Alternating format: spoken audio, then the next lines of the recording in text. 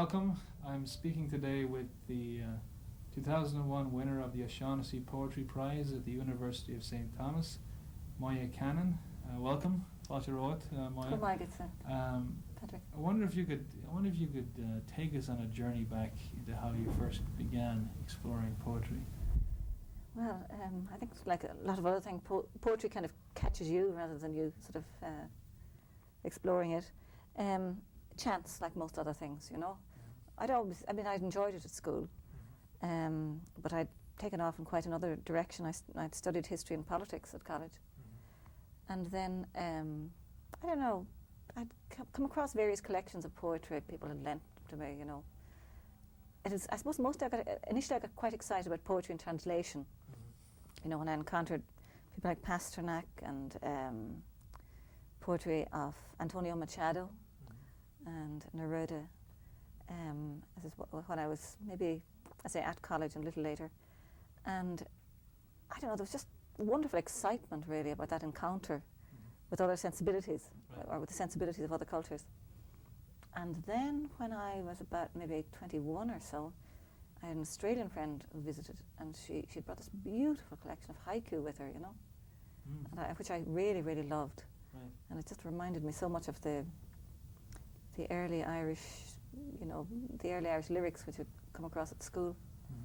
And I don't know, I started to potter around the Ablana bookshop in Dublin. The Dolman Press had just, you know, was very much had started up at that stage. And so I was quite interested in it. And how did I actually start to write? I don't know, I had a very tough job when I left college first. And I was sort of searching for some kind of an outlet, really. So I was trying to think, you know, what is there anything you really enjoy, you know? So I said, well, or anything you like. So I said, I like poetry and I like music. So I said, well, I'll try doing something with that, you know. And I started to write a little bit, and I started to attend a workshop which was very scatty, the most enjoyable workshop, which was run by Dermot Bulger in the Grapevine Arts Centre in Dublin. Right. And it was utterly unstructured and very, very wonderful, really. Right, I've heard great things about that. Yeah, sort of there were quite a few people. I'm trying to think. Anne Hartigan was in it at the time. Pat McCabe was in it, and Dermot himself. And we had great fun, you know.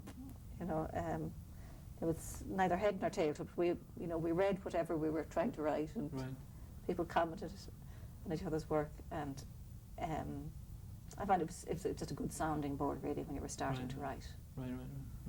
You know, I think it was just very valuable in the pre-publication stage. You could, you know, figure out whether people were receiving the messages you were sending. Right. And so on. I suppose I began to read a lot. Well, I suppose I had been reading Irish writers as well at that stage. So by the time I left college, and I loved people like John Montague and Francis Harvey. In particular, I think they stood out amongst Irish writers at that time. And sort of one thing led to another, you know, and one poem sort of began to sit on top of another, and eventually. Right. Well, let's take a look at your collection, the Parchment Boat. Speaking of the things jumping out, one of the first poems in this collection, Cranog, has a wonderful sense of time and nature and the natural detail is evoked in very clear language. I wonder if you could talk a little bit about the background for this particular poem, Cranog, where it came from and how it... Yeah, well, Cranog means a lake dwelling. It's a sort of, as you know, it's a term, it's an archaeological term for something which is found in Ireland and also in Scotland and possibly elsewhere, I'm not sure. But it's where there's it's a sort of, in Ireland I think most cranogs are Bronze Age actually, and they were formed by creating an artificial lake or an artificial island, and then they sort of built a palisade around it and little wooden houses, and there were several of these little islands around where I lived in North Donegal as a child, and they were sort of round and kind of mysterious, and we were told as children that they were that they'd been built, you know, that people had, you know, built them to protect themselves from wild animals and wild men. So there was sort of this real frisson of, you know, associated with them always. But this particular one, I thought was just very touching I was visiting a friend in Connemara a number of years ago, and he brought me out. It was a very, very dry summer, and he brought me out to see this lake near where he lived, and quite near, I think it may have been Ballynahinch Lake, it's certainly near that. And just this circle of stones had just emerged, and it was really like a hair-breaking cover, you know. He said old people had said there was a crannog there, but it hadn't been seen, you know, it had barely been seen in living memory. And just there was something very touching about it, and I felt it was like a little diminutive Atlantis. Yes, yes, yes. And I suppose part of my fascination with these places was, you know, just trying to figure out what was the motivation of people to build them, you know. And in one way, they kind of the desire to protect, and then I was just wondering, I suppose it's mixed up with, you know, on a personal level, you know, sometimes, you know, the desire to protect yourself too much cuts you off, you know. So it's kind of about defensiveness, really, the poem, you know. Right. Yeah. Would you care to read it? Sure. Chris, thank you very much. Right. Crannog. Where an ash bush grows in the lake, a ring of stones has broken cover in this summer's drought. Not high enough to be an island, it holds a disk of stiller water in the riffled lake. Trees have reclaimed the railway line behind us. Behind that, the road goes east, as two lines parallel in space and time run away from us. This discovered circle draws us in. In drowned towns, bells toll only for sailors and for the credulous. But this necklace of wet stones, remnant of a wattle Atlantis, catches us all by the throat. We don't know what beads or blades are held in the bog lake's wet amber, but much of us longs to live in water, and we recognize this surfacing of old homes of love and hurt. A troubled bit of us is kin to the people who drew a circle in water, loaded boats with stone, and raised a dry island and a fort with a whole lake for a moat. Very good, thank you. I also see this theme emerging, this theme of memory, and this theme of this activity of excavation and relating to the Irish landscape as a place of perhaps scattered or fragmented memories. And particularly the next poem in your collection, the poem is Shards. And I wonder if you could discuss a little bit its genesis, where it arose, what produced this poem. Oh, bad gardening, really. Bad you know, gardening, it's genesis. right. Yeah, I'm a terrible gardener. You know. That'll be your next collection. Yeah. Bad gardening. But anyway, no, it's this little urban garden, and I've sort of, you know, as I had to keep digging things up because they didn't grow properly, Right. I became fascinated by all the bits of crockery that, you know, you know, every time you go to dig your garden, more and more crockery comes up, Right. and no matter how much of it you remove, I mean, I've started to collect it now, actually. You know, there seems to be more and more of it emerging all the time, Right. and as if it's being actually pushed up. So I just began to wonder about, you know, I mean, the way, again, all archaeological digs, you know, they have, you know, you find weapons, you find jewellery, and you find crockery, you know. Right. And I suppose plates and cups and bowls are such intimate sort of things, intimate parts of people's lives. I just began to wonder about the people who'd use these. Right. And it's a kind of just a little rambling thought about that, you know, a sort of a meditation. yeah, Right. yeah. Good. Poetry in so many ways it's an exercise in wondering aloud, you know. Yes, You yes. don't have to come to any conclusion or QED. Right. You know, you're allowed to entertain contradiction and Right. just wonder, which is part of the That's luxury what of I it. like about it. Yeah. You don't have to come to any conclusion about Yeah. it. It's a Yeah. relief. That's not to say there isn't discipline in it, no. Oh, there isn't. No, I know there isn't a lot of discipline. But it's Yeah. a discipline of wonder. Mm. Perhaps you would care to read that poem, Shards. My garden is a graveyard for plates and cups, or else there's a bull in a china shop at the earth's core. Each year's digging draws up a new hoard, and there's democracy in all the brokenness. A blue pagoda lands next to a dandelion. Heavy delf and rosy wedding china are beaten bright by the same May rain. All equal now in the brown loam. Not all saw equal service or were mourned equally. yet not one fragment gives anything away, not a word of all they heard or saw, or of the hands which used them roughly or with care. Dumb witnesses of hungers sated and thirsts slaked, of the rare chances of communion before they were broken and returned clay to clay, having been through the fire and having been a vessel for a while. I like that. I love that line. Yet not one fragment gives anything away. As if the lives lived here is just so mysterious, and they've just gone back into sort of amnesia. Yeah. Just gone back, and they've came out of this mysterious Yeah. world, and they've gone back in this mysterious Yeah. amnesiac sort of condition. Yeah. But I love that last line of the poem, having been a vessel for a while, that the life has come through here for a while. Yeah, it's actually, I should also have mentioned that part of the background of this, I visited Orkney a number of years ago, give a reading there, and spent a week there. It's a most wonderful place, Right. with a really, just such a rich archaeological heritage. Mm-hmm. But visiting one of the sites there, now I'm not sure if it was Maes How, it may have been, which is their equivalent of Newgrange. Mm-hmm. Right. It's very similar. But certainly one of the archaeological sites, it mentioned that frequently in burials they found a broken bowl beside the burial, Mm-hmm. beside the bones or whatever. Right. And originally people thought, well, it was accidentally broken at some point, and then people figured that it actually was ritually broken. Right. And I think I subsequently heard of something similar in I think it was New Mexico or New Mexico, where there was a tradition of making these absolutely beautifully decorated plates Mm-hmm. and then piercing them. It was when somebody died. I think they may even have been made specially for as funereal plates, or they may not have been. But they found these perfect holes in the middle of them, Right. and it was a question of killing the bowl. It was to release the person's spirit. Right. So they figured that in both cases there was this a symbolic thing of releasing the person's spirit Right. from their earthly clay or whatever. So your back garden is probably a lot of spirits haunting its. Could be. I don't know. Could become a tourist attraction. Could be. Yeah. Well, most back gardens. Really. Most of them are haunted with spirits. Perhaps to move on from spirits to illuminations.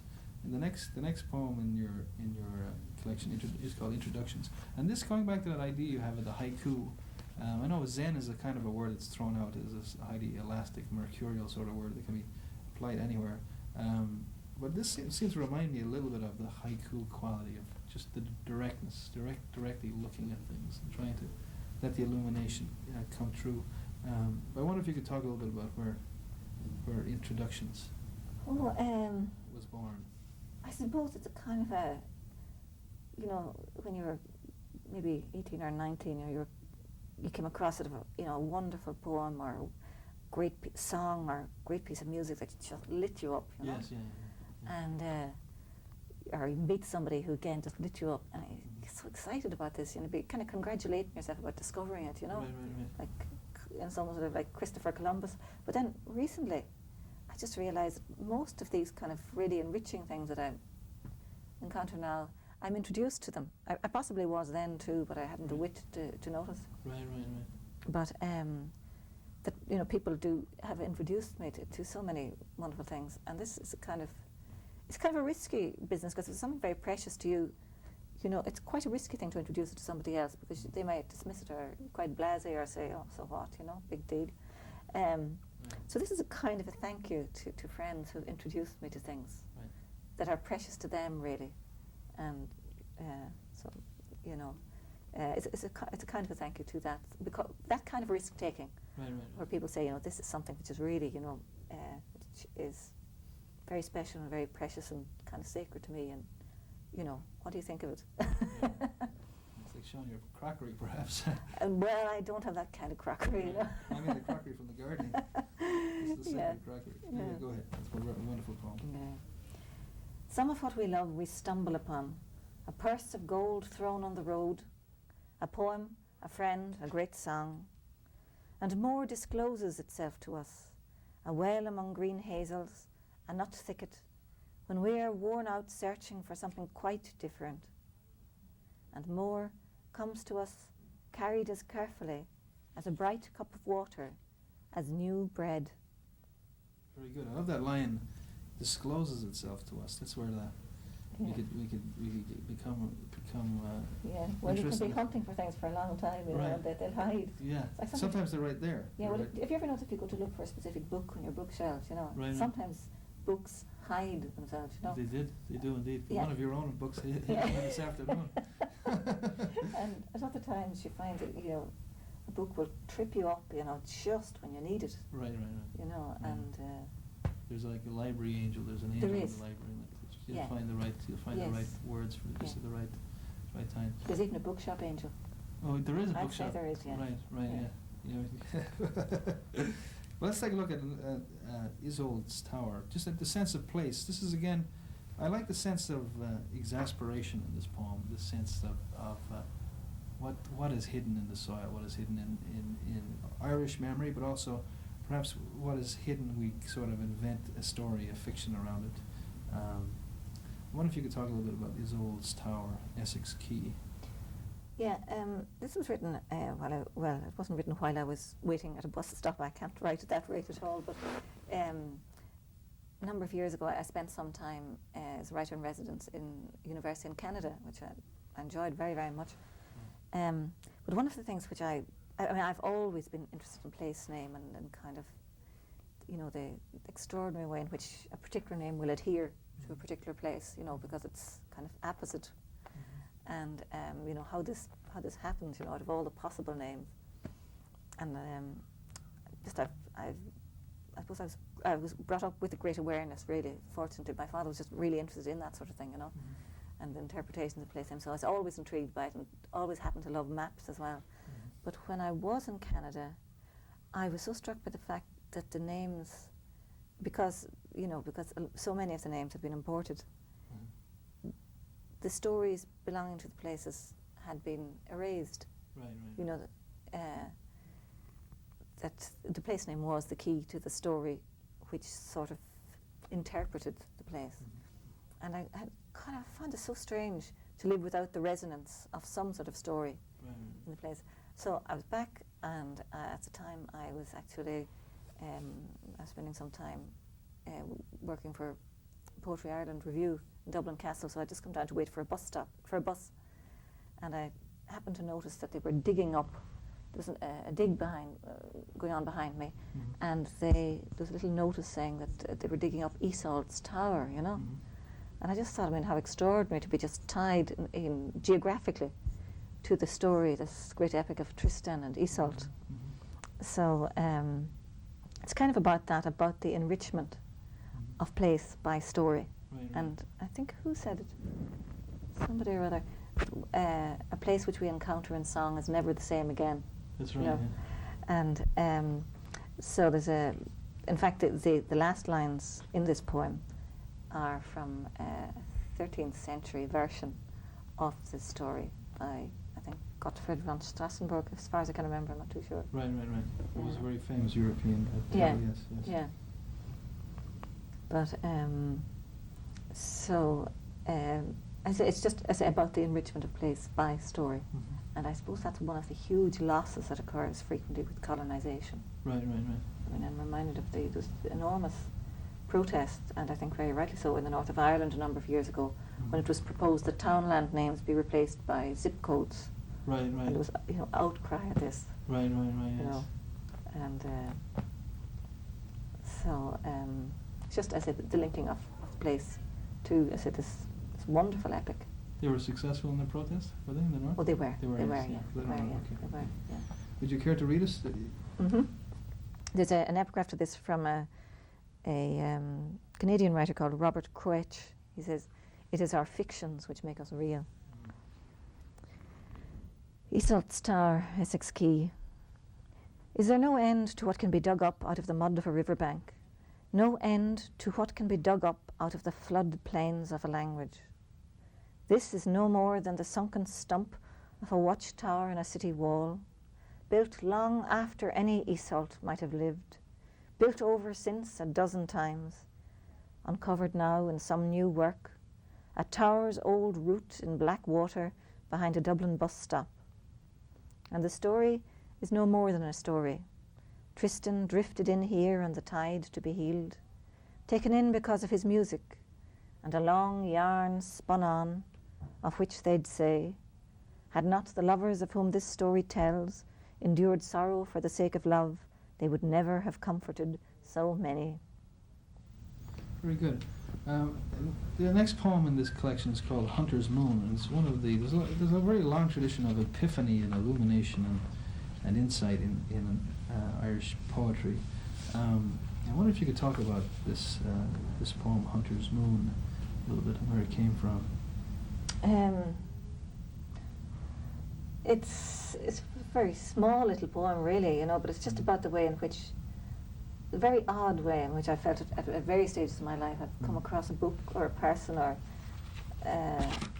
just when I need them, when I'm almost at my last gasp in a certain way. Right. And had I encountered them maybe 3 weeks beforehand, I wouldn't have understood them. I wouldn't, But how sometimes you will encounter, as I say, a book or, as I say, a person at just the right stage. It's the right time, the time when you begin to think after a while, this can't be an accident. Right. So it's about that. I say, I may be right or I may be wrong about this, really. Sometimes, as I say, just events come together in quite extraordinary ways. Right. Yeah, and very frequently in very affirmative ways. Right. Would you care to read it for us, please? Hunter's Moon. There are perhaps no accidents, no coincidences. When we stumble against people, books, rare moments out of time, these are illuminations, like the hunter's moon that sails tonight in its high clouds, casting light into our black harbour, where 4 black turf boats tug at their ropes, hunger for the islands. Very good. And there's one poem, another poem in your collection that sort of introduces the title and refers to the title of the collection, Parchment Moon, and it's Patched Kayak. And there's a wonderful image here, perhaps, of writing and imagination and where we can go on the parchment boat of our dreams or our writing or whatever. I wonder if you could talk a little bit about where this poem came from. Yeah, I've always been fascinated by skin boats, these little, or currachs and coracles and skin boats, all these little light boats, and the fact that they can negotiate such dangerous seas. The most dangerous seas can be negotiated in these extraordinary frail and yet resilient craft. And I visited the Royal Ontario Museum a while ago and saw this absolutely beautiful exhibition of old kayaks. They were antique kayaks, and part of what I love about these boats is they just marry function and design so beautifully, the shape of them sings, and yet they are so light and strong, and they're survival tools, as were the currachs along the west coast of Ireland. But this one was particularly touching because the skins hadn't been cut to shape. They were still, the shape of the animal, the seal was still in them when they lapped. Right. The women, I think, used to stretch the skins over the boats, and they'd lap them over. But this one, they hadn't trimmed it at all like this. Right. So you could see, it was like a sheepskin, you could still see the shape of it. Right. And here and there were little holes which had been patched, and you didn't know whether this was where the boat had been damaged or where the seal had been harpooned originally. Right. So it's just, and they say, there is this idea of the book also as a kind of a parchment boat is sort of implicit in it as well. Right. It's very good. I really like the imagery. Would you care to read it for us, please? Right. Patched kayak. Who made the parchment boat? Who bent and bound ribs of drifted wood to a long, clean frame? Who stretched sealskins, plaited sinew, stitched the stitches, which mapped the making, which mapped the wounds, which curved along the edges of the lives of seals, the edges of the lives of women, the edges of the lives of men. Very good. And there's just one more poem, and I know which I just love. It's one of my favorites in this collection, and that's Hazelnuts. It's on page 27. And it's just got this wonderful image of fate. It's got the wonderful natural detail that you have in your poetry. I wonder if you could talk about hazelnuts a little bit. Oh, I'd used hazelnuts in an earlier poem, and somebody said to me, "Well, you know the whole image, Celtic sort of significance, or the significance of the hazelnut in old Irish poetry." And I said, "No." They said, "Well, it's the poets. So the hazelnut was the poet's tree, and was the symbol of knowledge. The hazel, etc." And I said, "I didn't know that at all. So I was thinking about it, and I said, well, I suppose, yeah, it's a hard one to crack. Wisdom." Right. And then I thought again about it, and I said, not that simple. Right. And it became sort of inverted, Right.